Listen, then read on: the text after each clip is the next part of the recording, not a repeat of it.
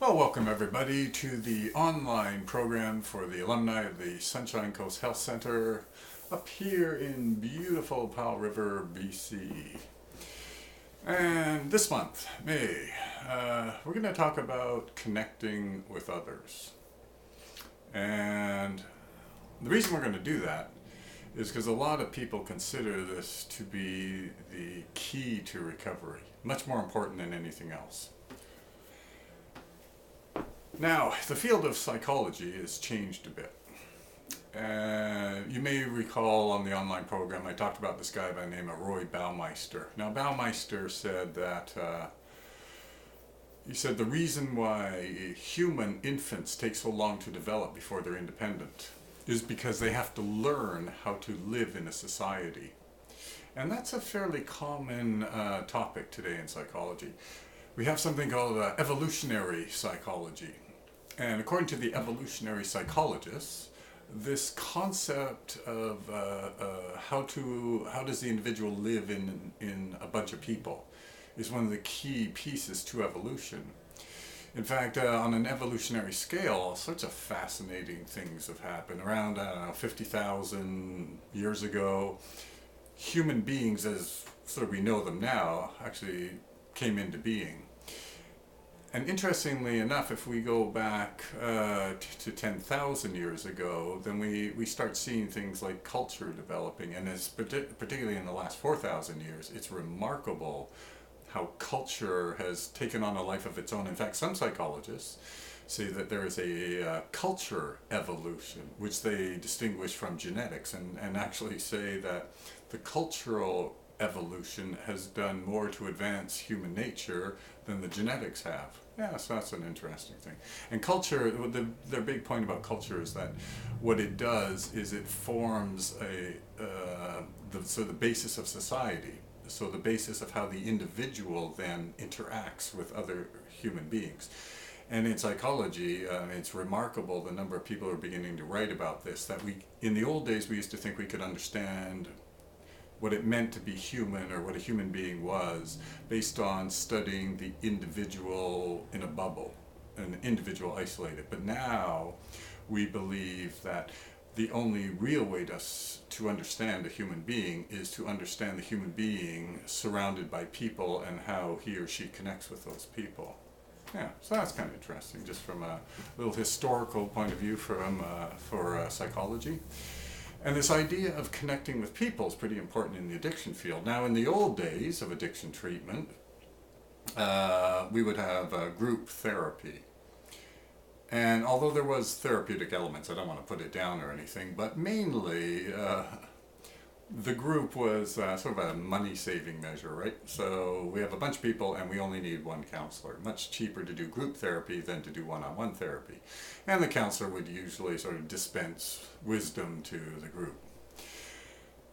Today, for example, when I run a group, I'm much more interested in how people are interacting. What the topic is, really, I mean, it's not that I don't pay attention to it, but it's not that important because I'm much more fascinated by how the group members are interacting with each other or how they're connecting.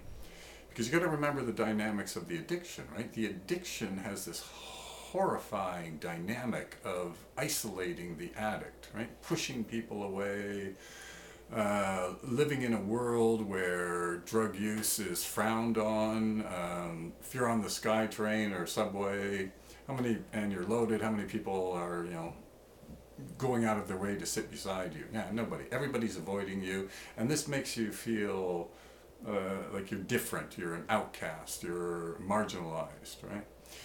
And this is really, and the feeling of that feeling of loneliness, of separation from other people is just horrifying. And this is one of the worst dynamics of the addiction, what the addiction does typically to someone suffering from it.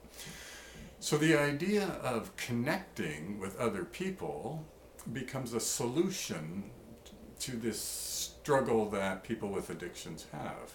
And that's why it's so fundamentally important. So this month, at any rate, we'll give you some clues about how you can connect with people, or probably reconnect with people. So let's start out with Sunshine Coast Health Center. Now, if you remember back to your time here, you probably remember when you first came in, you were really nervous and you didn't know what to make of the place, and oh geez, these guys are friendly, I wonder what they want from me. And you had that feeling maybe that you were alone, that you were different, that you were separated. And then as you get more comfortable here, then you developed a sense of belonging. But it's fascinating how that sense of belonging takes root in the people here. Now, there are some people who will lock themselves away because that's what they did when they were under pressure before they came to the center, right? So they're under pressure, isolate, or cut the ties, run away, all that. And then they come here and they find out, well, these tactics don't work very well. So, oh crap, now what do we do, right? So basically they get to make a choice. Choice one, either they keep doing that and feel totally isolated and then start inventing some interesting reasons why they should leave the center. And they very often tell their families this, and of course once they tell their families this, we'll hear about them for sure. So they'll start saying, well, I've been here for 4 weeks and I've never seen a counselor. And mom gets on the phone, what the heck's going on at Sunshine Coast? What, my son's been there for 4 weeks and never seen a counselor? And of course it's all nonsense. Or, oh, they're withholding medications from me. Oh, that was another one we heard, right? Or other people, well, I don't like the food here. Or, oh, despite the fact that there are 30 guys here, there's one guy who's ruining it for everybody, right? That kind of nonsense, right? So inventing a reason to give them an excuse to leave because they feel so uncomfortable, right? But if they stay here, then it gets interesting, right? Because you have to learn, how do you connect with other human beings? And one of the great blessings of a residential treatment center is the issue is forced on you. You have to figure this out because we got a whole bunch of guys in early recovery and some of them are not, they're struggling with all sorts of things going on, right? And how do you interact and how do you get to know these people, right? Yeah, so it's quite fascinating. And one of the strongest dynamics is small group therapy, as we call it, right? Where you get to discover things about the person sitting next to you and next to that and next to that. And it is this process of getting to know these people as human beings that actually forms the connection, right? So you begin to realize that the best way of connecting with other people is not to judge them by their behavior, but to judge them as human beings. And you discover, like, everyone here are basically nice guys, right? Even the guys who, like to be all tough and everything are very often just big teddy bears, right? And they're only acting tough to put on this mask, right? Because they're afraid, right? And you get to know people and connect with them. And it is this connection at this deeper level, right, that is so fundamental to recovering from addiction. Because in an act of addiction, you're alone, you're isolated, you got this feeling of I don't belong. And when you start connecting with other human beings, you realize, whoa, well, maybe I'm not that different.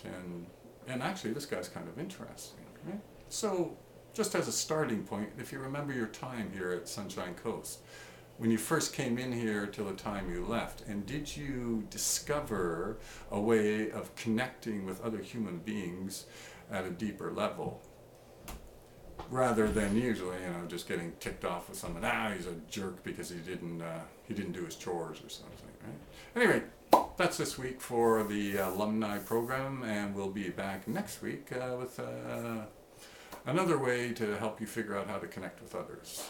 See you then.